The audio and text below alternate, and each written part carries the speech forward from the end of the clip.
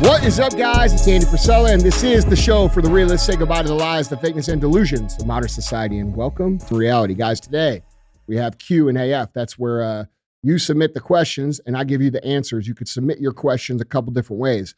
First way, you could submit them to... Guys, email those questions into askandy@andyfrisella.com. The second way is you can go to YouTube, and on the episodes of Q&AF, you could drop your questions in the comments, and we'll pull some from there as well. So that's how you submit the questions that I'm going to answer. And these questions can be about anything. They can be about personal development, about success, about winning, about business, about entrepreneurship, about what's going on in the world. Anything. That means anything. Okay. Other times when you tune in, we have a lot of new listeners coming in right now. We have multiple formats of the show. So it's not always Q&A. We sometimes have CTI, which is Cruise the Internet. That's a current events show. That's where we put headlines up on the screen. We talk about them. We make fun of them. We talk about what might be true, what might not be true. And then we talk about how we can all be a part of solving these problems going on in society. Other times you tune in, we have Real Talk. Real Talk is 5 to 20 minutes of real talk.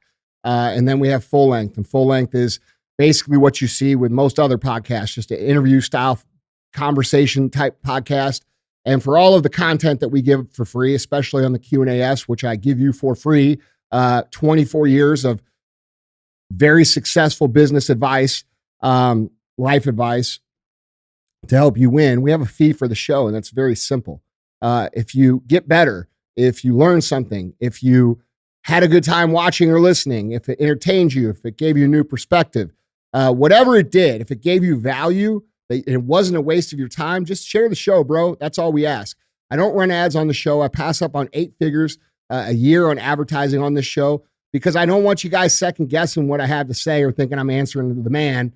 No, I am the motherfucking man when it comes to this show. I make enough money in my businesses and I don't need to take ads. So in exchange for all that and not wasting your fucking time with 25 minutes of bullshit ads you don't want to hear about anyway, please share the show. Very simple, very simple. If we suck and we didn't do a good job, you didn't learn anything, it wasn't valuable, feel free not to share. It's straight up value exchange. I get it. Sometimes I suck. Sometimes I'm great. When I'm great, share the show. When I suck, sorry, man. Everybody sucks sometimes. Better luck next time. Yeah, it is what it is. All right. What's up, man? What's going on, dude? Dude, I just saw this video, and I did not know this, but apparently in the state of Texas, they have a mutual combat law. Did you know that? Yeah, where you could declare mutual combat and the police can't interfere. Yeah. Yeah. I had no fucking idea. Yeah. I didn't know that they had it in Texas, but I'm familiar with the law.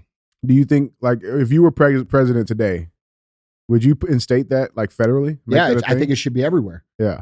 I first of all, I think the law is far overreaching from where it should be. I think there's, listen, yeah, we've gotten way overly litigious to where the point where you have no recourse against people harassing you or fucking with you or causing you grief or stepping your fucking toes. Like, both civilly and criminally. We had a much better society when people were afraid of fucking with people. Okay. When people were afraid of stepping on someone's toes or disrespecting them or causing them harm, when people had fear of repercussions, we had a better society because everybody respected themselves and respected each other and themselves. Okay. And they respected people's families. They respected boundaries. And we have the situation now with social media where we have all these people out there that think that there's people don't exist that will fuck you up for fucking with them. You know what I'm saying? Right. And so people have gotten real comfortable just doing whatever the fuck they want. When in reality, bro, there's a whole lot of people out there that will ruin your fucking life without you ever even knowing it, just for fucking with them. Yeah, they've had to adapt. Whereas back then they were just fucking. Yeah, but dude, like, you know, when you could settle a fucking dispute by going out in the street and getting in a fist fight, and then having a beer after, the world was a much better place. And they have rules. It's not like just like, all right, fucking mutual combat. Like, both have to be. It's mutual, right? Like, they both have to decide. It can't escalate to, like, you know, aggravated assault but a simple assault. Yeah, go for it. Well, I mean, dude, I don't understand. You know, this is the whole problem in society is that you have the weak people of society who are unafraid to fuck with people who are stronger and more capable of taking care of their own business. Yeah, that are held back by the law. That's right. Yeah. And by the way, those weak people aren't afraid of the law because the law right now in this country favors them and doesn't prosecute them. If you're politically on one side of the aisle, you don't get prosecuted for shit. Right.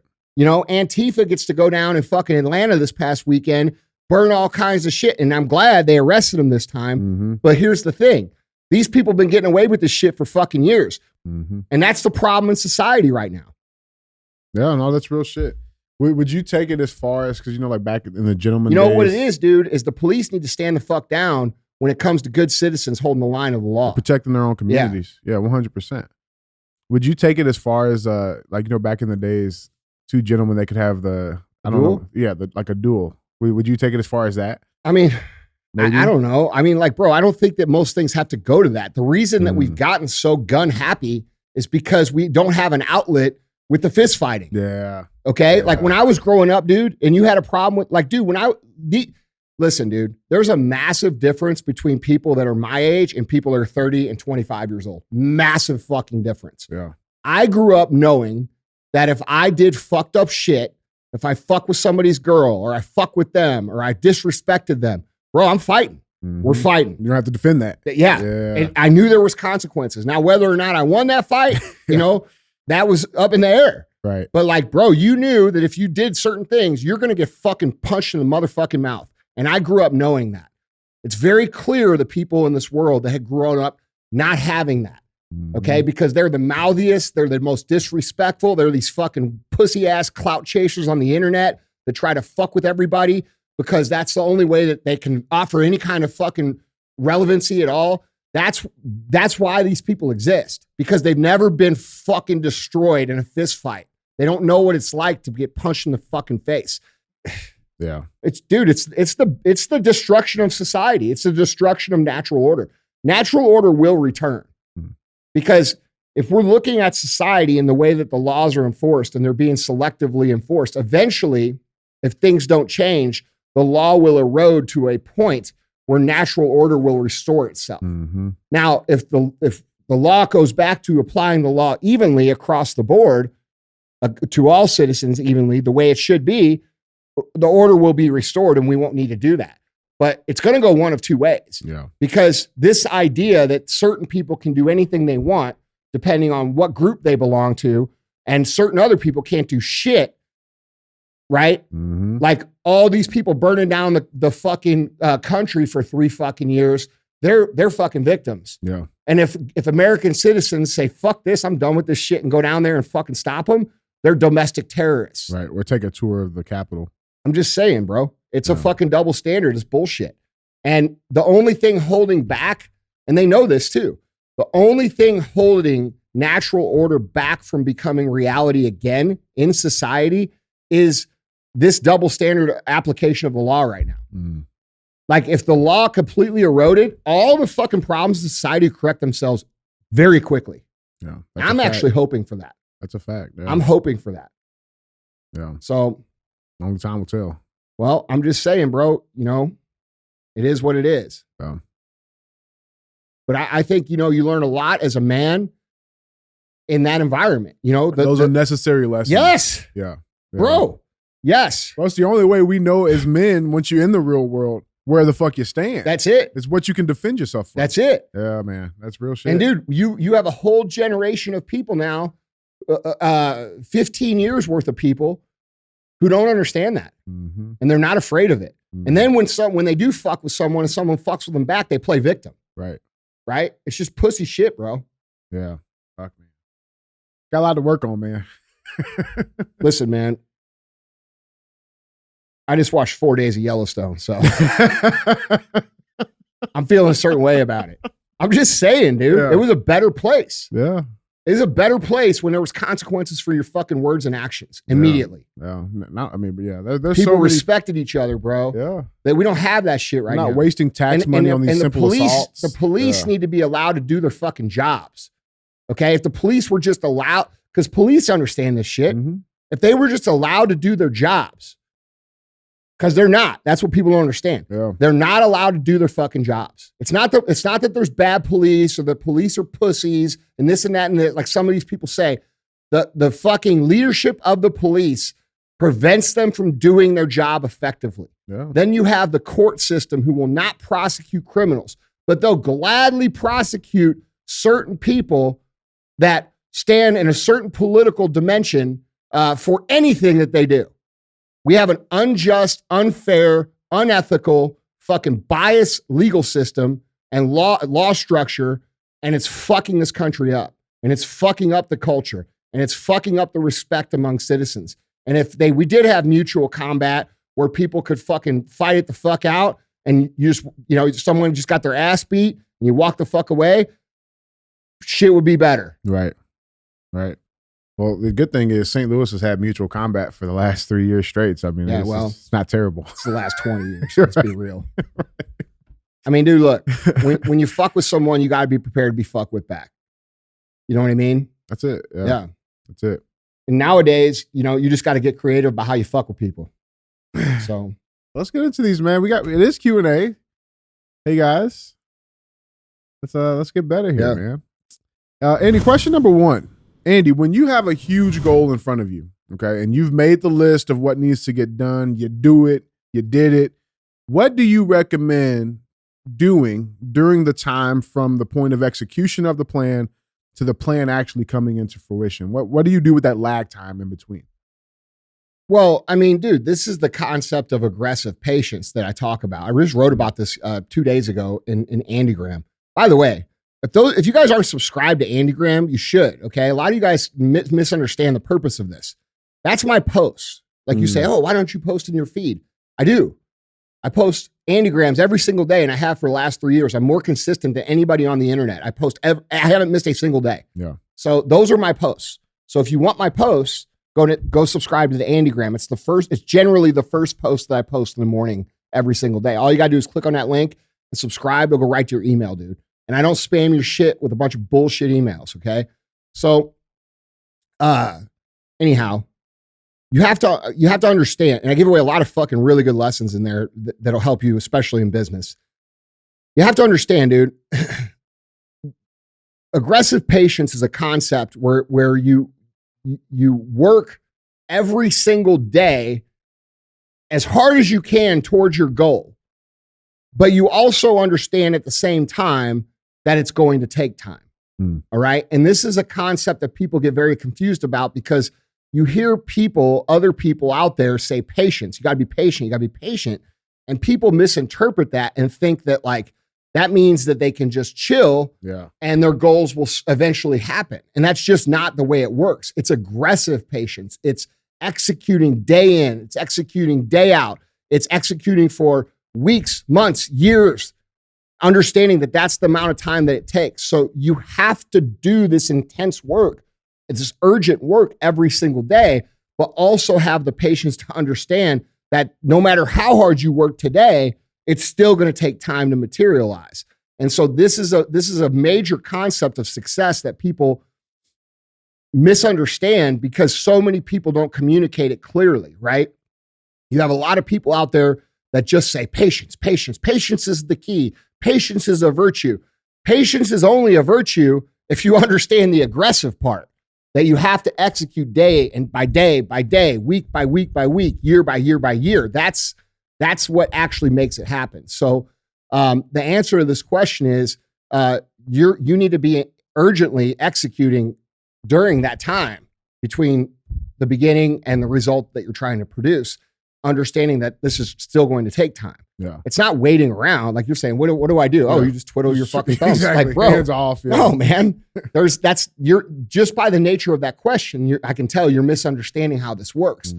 And this is frustrating for me because I see a lot of really good intent people who have the right idea and they want to succeed and they're willing to work for it. But because people tell them patience, patience, patience, they think like, okay, well, I did this. Now I have all this free time. And because of that, because they don't execute during the time that they think is free time, they don't ever get there. Yeah. And I don't mean free time at night. I mean, just over the course, for months at a time. Oh, I made these calls. I got this thing. I'm waiting on this. I'm doing this. No, bro, whatever. You need to fill that gap with productive action. Okay. I talk about this very, very, very in detail in episode 16 on the Real AF feed, which is called Win the Day. Win the Day episode will tell you my power list method for basically running your goal setting system and how to execute it properly. And it includes aggressive patience. So go listen to episode 16 and give you a better understanding of what we're talking about. And I would use that system. That's the system I've used, and it works very, very well. Yeah. Let me ask you this. Have you found, because 24 years in business, have you found that lag time between the input and the output over time has that shortened? Are you able, because of all your tools in your belt, are you able to speed that up? And when you get versus when you started, is that lag time much bigger? Yeah, dude, for sure. Well, that's a complicated question, okay? Because first of all, when I started, there was no internet. Mm-hmm. All right. So like it was fucking a long time ago, right? There was internet, but it wasn't the internet that you guys see today or have access to. I was just talking to one of my buddies last night about how valuable this internet and social media is to people who are just starting out in business now. Because when I started, bro, there was no access. There was no access to people like me. There was no access to people who are doing shit or have done shit. You had to observe from afar, right? Like I looked at guys like Tony Robbins, right? And I could read his book, but I couldn't like tune in and listen to him talk. I couldn't watch his show. I couldn't watch him on the internet. I couldn't really see that much. Mm-hmm. All I could do is read his book. And by the way, I wouldn't be here without that man. I'm very thankful for the work that he did. But you guys who are just getting started, you don't really understand how lucky you are to have the access that you have. Mm-hmm. And you know, it's funny because I was talking to this friend who's also a business coach, a very successful business coach. And we were laughing because motherfuckers will bitch about spending $200 or $300, $400 a month to get access directly to people like me who have fucking built ridiculously massive shit, or people like this dude who's worth $1 billion. All right. They'll bitch about $300, but they had no problem fucking spending 120 grand on a fucking education from a school mm-hmm. who's taught by a bunch of fucking fuckers who haven't done shit. Right. You know what I'm saying? Like It makes no fucking sense. You guys have access to and by the way, most of the coaching programs out there are garbage. All right. But there are a handful of them that are extremely valuable because they are led and taught by people who have actually built things in real life. Mm. Okay. So you have to understand the value exchange there and the access that you have. So the point I brought up this conversation is because we were talking on the phone, and I said, bro, if I had access to me now, like, okay, me in the beginning, mm-hmm. if I had access to me now, I could have cut down the 24 years by at least 50% and probably by 2/3. Mm. Okay. Meaning I could have got where I'm at now in 1/3 of the time. Because I know all the shit now, right? Right. Like I can look back and say, okay, don't do that, don't do this, do this. Mm-hmm. And I can fucking direct the traffic like perfectly because I've been down the path. And dude, like they say, hindsight is 20/20. Right. So that's what you get when you work with someone who's done real shit. Mm. Now, you know, I never got that. I had to pay my dues the long way. But the fact that we have the access that we do now and the information that we do now, you know, these people don't understand how fucking lucky they are to have it because it never fucking existed before. And they've come in and they've run their whole lives on an iPad and an iPhone and this, and they're like, oh, okay, cool. Like, fuck, dude, $400. Yeah, you're learning from someone. Like you can't get them to understand it. Right. You know what I'm saying? Right. So like the longer that you go on, okay, the longer that you go down the path that you're on right now, you're going to start to meet people. You're going to meet people with different skill sets and different relationships and connections. And like all that networking that you try to do intentionally now will organically be in place because you've been doing it for a long time and motherfuckers know you're real. Okay. So like, yes, now I can do things bro, a fraction of the time of what I would have been able to do in the beginning because of that, because I have financial resources now, because I had the experience and the knowledge and all the mistakes I made through the process, all those tools and skills that I got from those mistakes I have in my tool belt. So like, that's something to look forward to. And that's why you should appreciate the struggles that you have. And that's why you should appreciate overcoming those struggles, because when you overcome them in the beginning, and you make mistakes in the beginning, or even if you make mistakes in the middle or wherever, it's still a cheaper mistake than what it would have cost you 5 years from now. And that's how you should look at these things. So, when you look at the journey, right, and you're just in the beginning and you're looking at, 10, 20, 30 years down the road, you have to understand that 20-year version of you is going to be a fucking monster that can accomplish shit in the snap of a finger where, you couldn't get that done the first 2 years when you were just starting out, right? Right. Where when at 20 year, you can make a phone call and that shit can happen. And so that's what you have to look forward to by persevering and not quitting. It does get much easier. Certain things don't get easier. Like, for example, my goals now are exponentially bigger. They're global size goals in terms of turning my company from a medium-sized company, right, that we are now, to a global brand. And that's a fucking massive goal, bro. And that is every single fucking bit as hard as it was getting the thing started off the ground. But see, not everybody continues to expand their vision or their goal or what they're trying to do. I do. And the reason I do isn't for my fucking ego or anything other than I have a bunch of people over here who have all worked very hard for a long time to get us to here. And I've become very successful. And there's a bunch of people in this building who have become very successful. And I want them, the other people who have worked and paid their dues, to build the best careers they can. So like I look at it as paying them back for the work that they have invested in. Absolutely. You see what I'm saying? Absolutely. So plus, like, what else am I gonna do? Right. You know what I'm saying? Like I have everything. You know what I mean? It stopped being about you years ago. No, dude, it really did. People don't understand that though. Yeah. You know what I'm saying? Like, bro, I don't even get paid from First Form. People don't fucking get that. Right. Like I make all my money doing other things. And like, I invest all my money back into First Form, the money I pay myself. That's why we're able to fucking grow we're opening this new building and then that next one over there and all these things. It's because, bro, I care about the people in this building and I want to build something really special. I think we've built something incredible now, but it's nothing compared to what we want to build. And, it did stop being about me a long time ago. Yeah, Guys, that was question number 1. Andy, question number 2. Andy, what are some things I can start doing immediately to help me get out of my introverted shell? Well, this is a great question. I had a really hard time with this, and I still have a hard time with this. In fact, we were talking about this right before we started the show. We were talking about how uncomfortable it is for me to have cameras around to shoot content and how big of a douchebag I feel. In fact, I said I think I feel like a super douche, right? So, like, bro, it's just not who the fuck I am. Like, I'm a head down dude.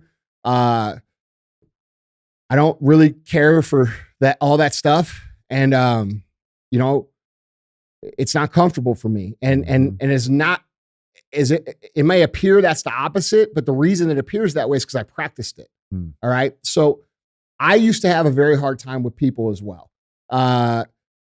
2 things that really fucking helped me with this. Okay. One was that I worked in a retail environment. If you can work in a retail environment, you're going to get a number of reps every single day interacting with random strangers, and that will help build your skill and interaction with people. That's going to help you in a million different ways in life, a million different scenarios. It's going to help you professionally. It's going to help your dating life. It's going to help your personal friendships. It's going to help you fucking in every possible situation. The better you can get with people, the better your life will be and the more success and fulfillment you'll have. The only way to get better when you're not a natural gifted extrovert, which most people aren't, is to practice. So you want to put yourself in situations where you practice that, okay? This would include things like working retail. That's something that I did for a long time. When I first started on day one, when we first started Supplement Superstores, our first real company, bro, I was scared to death. Like I can still remember my first customer coming in, and I can remember my first customer was a friend of mine named Nick Vespa. My second customer I didn't know from shit, and I was scared shitless. Okay, so shit, it's Nick. Yeah, okay, we're good, bro. And like he walks in, and I'm like, holy shit, you know, like what do I do now? Like I didn't I didn't have anybody to coach me. I didn't fucking have anybody telling me anything. Like I hadn't thought that far ahead, bro. If I'm being completely honest. So this dude comes in. I remember it specifically, dude. This dude walks in the store and we didn't have shit. Like we didn't have fucking anything. And he looks at me and he goes, so you guys like going out of business? Oh, fuck. Yeah. And I'm like, dude, I didn't know what he meant. Yeah. I didn't know what he meant. It took me like 6 or 7 years to get what he was saying. Fuck. What he meant was we had so little inventory, it looked like we were going out of business. Yeah. Okay. Now you got to remember, we built our shelves out of wood, 2x4s and fucking particle board. Like that was our store. It was we built them. Okay. This dude walks in and he says, he looks around and he looks at me. He goes, so you guys like going out of business? Just like that. Dude, this was the second day or the third day we were in business. It was the third day. It took us 3 days to have our first real customer. Comes in and he says that. And I'm like, no, man, we just opened. You know, like I fucking was so stupid, dude. I had no idea what he meant. Like I had no idea that like, I was like, the fuck? No, we just opened. Like I was just so stupid. I didn't know. I was really proud of what we had. You know what I'm saying? Yeah. Like, I'm like, oh, this is great. We got a store. And bro, there's a lesson in that. And the lesson in that is like, dude, you may not have a spectacular start. You may not have this amazing start. And people might think it's a fucking joke. Everybody laughed at me. Everybody laughed at us. Everybody, bro. Everybody. And if it wasn't always to our face, it'd be behind our backs. Everybody thought we were fucking insane. So let them fucking think it, because one day you'll end up in a good spot because of it. But he comes in and he walks in and he's like, hey dude, so you got anything to build muscle? And I'm like, I fucking don't know shit about supplements either. All I knew how it was like to lift weights. Yeah. Like I didn't know anything. Yeah. I just knew I saw this other guy do it. And I thought, well, if that guy can do it, I can do it. And so that's how we started it. And so, this dude walks over and I'm like, and I remember like putting this product out and it said on the front of it, it said, gain 7 pounds in 7 days. All right. It was a product called Cell Tech by a company called Muscle Tech, which they're still around. A big company. They've been around for a long time. But it used to say on the front of it, I don't know what it says now. And I don't even know if they make the product now, but it used to say, put on 7 pounds in 7 days, a creatine product with some sugar in it and stuff. So anyway, I remember seeing it. And I'm like, yeah, actually, we do have some stuff to put on some muscle. See this right here? 7 pounds, 7 days right here. and he's like, what is that? And I'm like, well, it says here, Cell Tech. I swear to God, that's how we started, dude. So like you fuckers think that like we're like, I'm some kind of genius or fucking that's where we started. Okay. So he's like, well, what is it? And I'm like, you know what? I don't know. Dude, I swear. Because I didn't know. And this is another lesson. Yeah. Don't say you know when you don't know. Just tell them you don't know and you'll find the answer. And that's what I did. So I turned the fucking bottle around and I started reading it. I read the bottle word for word to this motherfucker.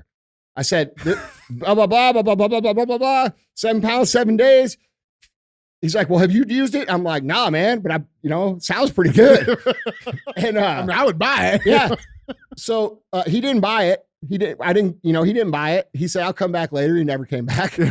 But, like that's how you learn. Yeah. That's how you learn. After he left, I realized, oh shit, I don't want that to happen again. Right. So you know what I did?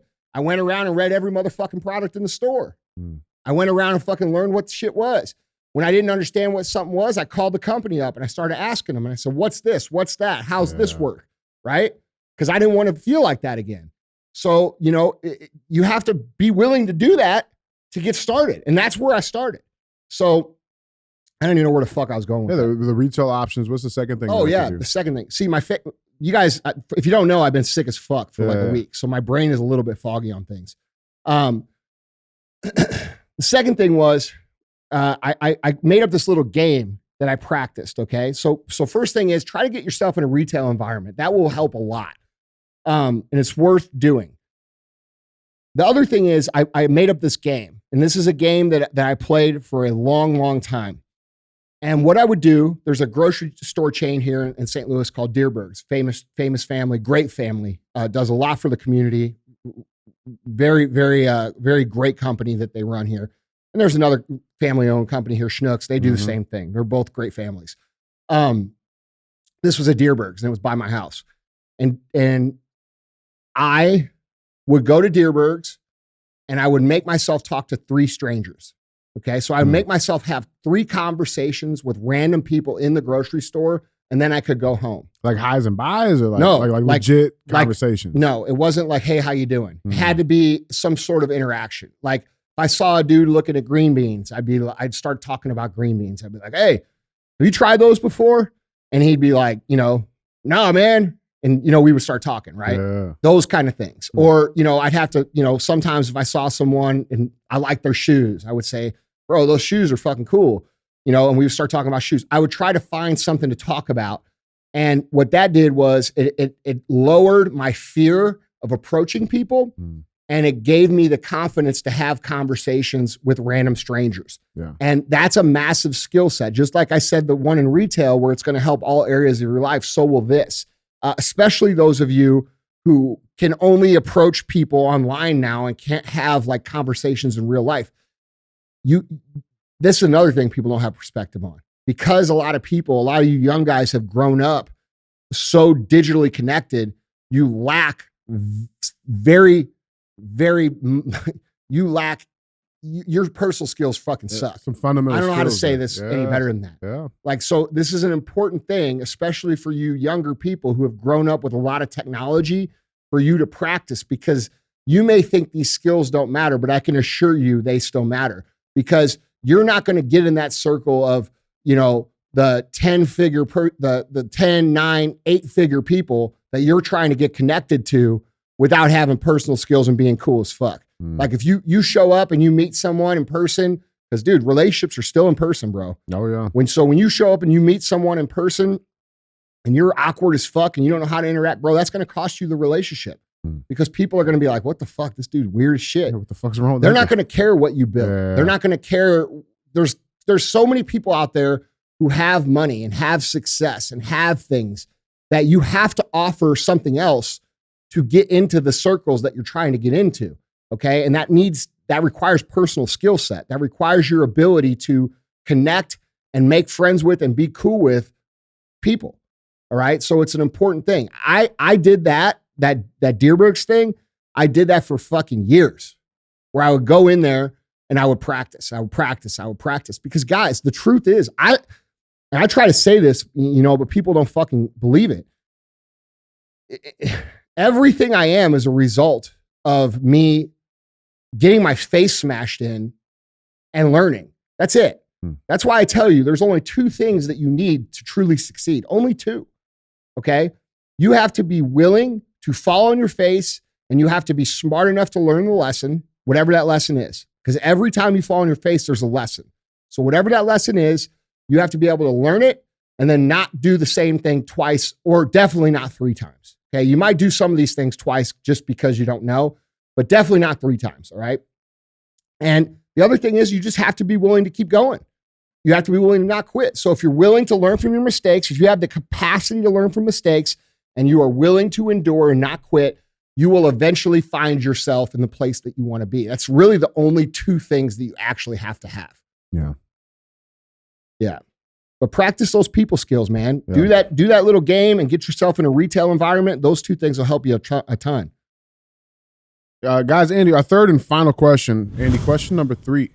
Andy, with so many companies doing massive layoffs currently, what do you recommend to entrepreneurs or just employees in general that are working within a company? What do you recommend they should do to avoid getting cut? Be as valuable as you possibly can. Okay. That means being undeniably valuable for the company. All right. First of all, there's 2 things to consider here. 1, are you with a company that is continuing to grow, and can you grow to your full potential, whatever you believe that might be inside that company? If you cannot, you should no longer spend time at that company. You should move to somewhere that you can. Okay. Because there's nothing worse than spending 3, 4, 5 years in a company and then being capped because they're not growing. And that's very common. So you have to really pay attention to what's going on in the company to recognize that. So that's the first thing. So is your job worth saving? You see what I'm saying? So let's ask that. Yeah. Because a lot of them aren't. All right. Now, the good news is that while there's all these companies doing layoffs, there's also all these new companies and younger companies hiring and growing, okay? Because what's happened here in the business environment is culturally, there's a whole lot of companies that have violated consumers' trust, all right, over the last 3 years. They've pushed a fucking super hardcore woke agenda in their fucking culture. They've pushed super politically correct work environment that nobody likes. They made their culture suck, okay? They've pushed vaccines on people. They've made people do shit that violates their own personal fucking freedoms and rights. And they've pushed shit like, like Disney pushes way too much fucking woke shit. Now their stock sucks. Right. This is happening. These tech companies, people are recognizing, like I said, that nobody wants to live on meta goggles, bro, in a fucking house on communist government assistance for the rest of their life. So people are rejecting all this shit that these companies went all in on. And that's why you're seeing so many layoffs with some of these bigger companies. Yeah. All right. But that is not the other companies. Remember, there's two sides to this coin. The other side of this coin, which I've been telling for years, are the pro-American, pro-freedom brands that people are starving to support. Okay. People want to support small business more than they ever have. They want to support the local entrepreneur more than they ever have. They want to support the mid-sized companies that don't buy into the woke agenda and the pushing of shit and they believe in freedom and they believe in this country and they believe in doing the right things and they believe in not violating people's personal freedoms and they believe in unity, not division and all this shit. People starving to support those companies. They're starving to support them. Okay. And I said this for years. For years, I've been telling you that was the trend. That trend is happening. Okay. All of my companies are trending way to fuck up. My retail company is setting fucking records, bro. We have a fucking 24-year-old retail company. And everybody's like, oh, retail's dead. Retail's dead. No, it's not dead. Your fucking model sucks and you suck at running it. Right. Okay. That's the truth. The customers are there if you provide what they're looking for. And what they're looking for is not to walk into an environment where they get fucking wokeness shoved up their motherfucking ass. They don't like that. Nobody likes that. Okay. And by the way, why would you pander to the people who don't have the money to spend on your business? Right. Right. Right. You know what I'm saying? Yeah, like these are not the producers of the world. So you want to make your business appeal to the people that are customers. And the way you do that is by being pro-freedom, pro-unity, pro-America. People are starving for that shit. Yeah. So seek those companies out. Get in one of those companies, and those companies are growing like crazy.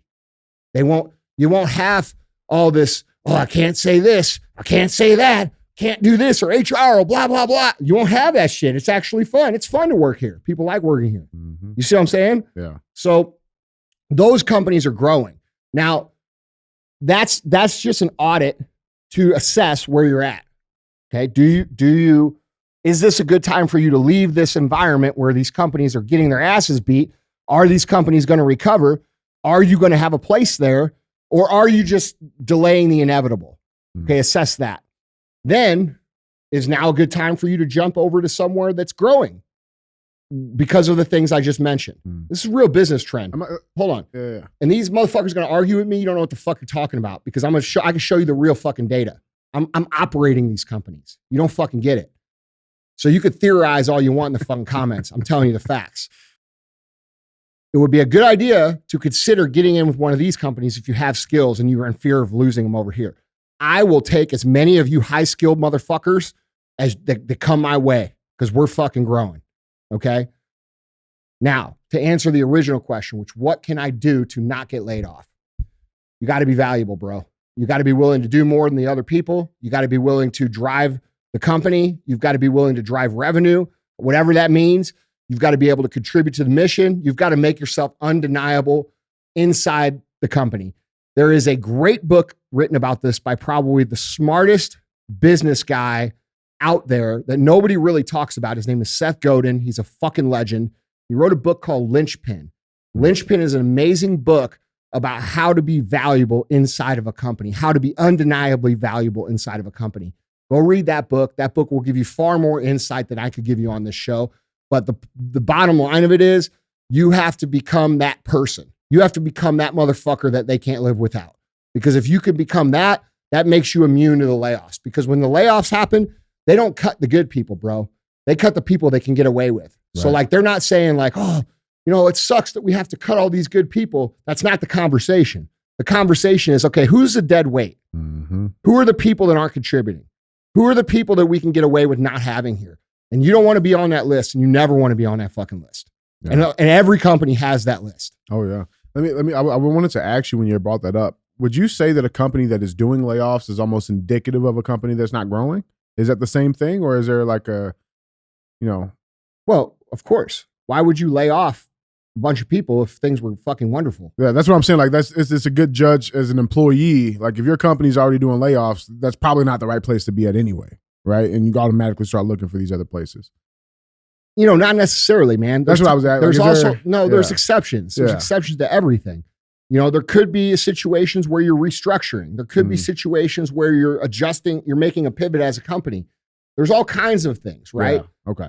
That could allow a company to take one step back to take 3 steps forward.